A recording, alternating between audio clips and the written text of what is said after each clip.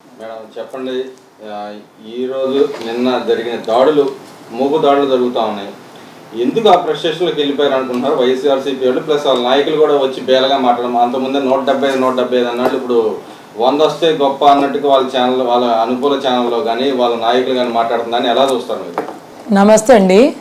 నిన్నటి నుండి అంటే యాక్చువల్గా వాళ్ళకి మేము ఓడిపోతున్నాం అనేది వాళ్ళకి ఒక నెల క్రితమే అర్థమైపోయి జగన్మోహన్ రెడ్డి ఏంటంటే ఆయన బ్రెయిన్ కూడా పని చేయట్లేదు. ఆ బ్రెయిన్ పని చేయట్లేని పరిస్థితిలో తన రక్తంలో పంచుకున్న పుట్టిన చెల్లి మీద కూడా సోషల్ మీడియాలో అసభ్యం కంటే నిజంగా ఒక అన్న ఏ చెల్లిని కూడా అట్లా మాట్లాడాడు. నచ్చకపోతే తనకు వదిలేస్తాడు తప్ప ఏ రకం అట్లాంటి మాటలు సోషల్ మీడియాలో పేటెం కుక్కలతో ఎవరు అట్లా మాట్లాడించారు.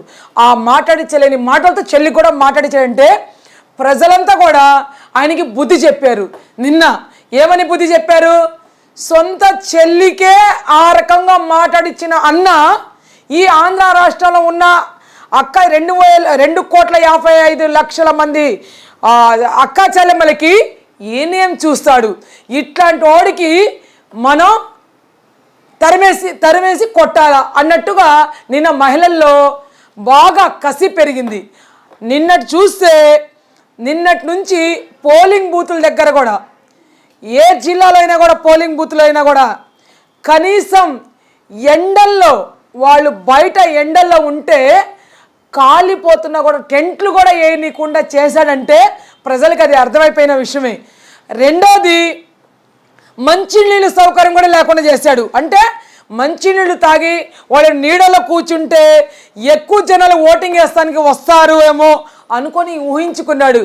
తను ఎంత ఊహించుకున్నా కూడా ప్రజలు నిన్న 85%, 90% రాత్రి 10-10:30 అయినా కూడా ఓటింగు మహిళలు నిజంగా తాండపోతాండ తరలి వచ్చేసి వాళ్ళు ఓటింగ్ చేస్తూనే ఉన్నారు. వాళ్ళు ఓటింగ్ రూపంలోనే బుద్ధి చెప్తున్నారు.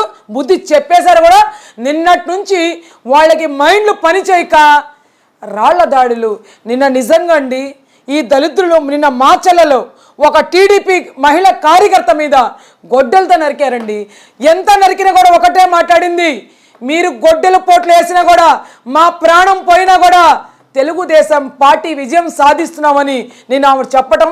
నీకు ఒక గులకరాయ్ చిన్న రాయి తగిలితే నిన్న ఎలక్షన్ అయిపోయిన దాకా కూడా ఆ స్టిక్కర్ తీలేదంటే జగన్మోహన్ రెడ్డి నీ మాటలకి నీ వ్యవహారానికి నీకు బుద్ధి చెప్పేశారు మహిళలు. నీకు ఆంధ్ర రాష్ట్రం నుంచి తరిమేశారు. అయిపోయింది. పాస్పోర్ట్ రెడీ చేసుకున్నావు. రేపు మాపులో నువ్వు వెళ్ళిపోవడానికి సిద్ధంగా ఉన్నావు. నీకు ఇవాళ ఎన్టీఆర్ జిల్లా నుంచి 7 నియోజకవర్గాల నుంచి కూడా విజయం సాధిస్తున్నాం. పశ్చిమ నియోజకవర్గంలో సుజనా చౌదరి గారు మెజార్టీతో గెలుస్తున్నారు. అట్లానే 2 లక్షల పై మెజార్టీతో మన కేసిని చిన్ని గారు గెలుస్తున్నారు. మీరందరూ కూడా నిజంగా ఎన్టీఆర్ జిల్లాలో ఉన్న అక్క చెల్లెమ్మలకి అన్నా తమ్ముళ్ళకి ప్రత్యేక వాళ్ళకి ధన్యవాదాలు చెప్పుకుంటున్నాను.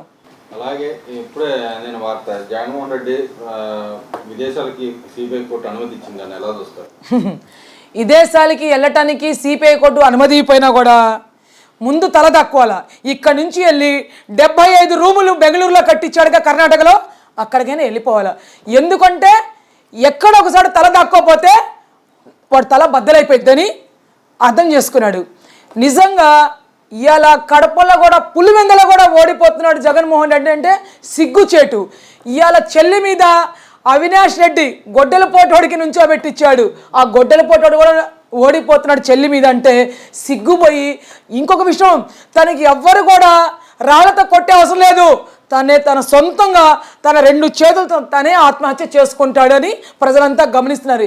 ఎందుకంటే 5 సంవత్సరాలు ప్రజలు పడిన ఇబ్బందులు ఇవాళ నిజంగా మైనారిటీలని, ఎస్సీలని, బీసీలని చెప్పి మమ్మల్ని ఎంత కించపరిచినట్టు చూశాడో, ఏ రకంగా మా మీద దాడులు చేశారో, ఏ రకంగా మా మీద కేసులు పెట్టాడో 5 కోట్ల మంది ప్రజలంతా కూడా ఆంధ్ర రాష్ట్రంలో చూశారు కాబట్టి నిన్న 18 ఏళ్ల పిల్లలకి ఓటు వచ్చినాయి.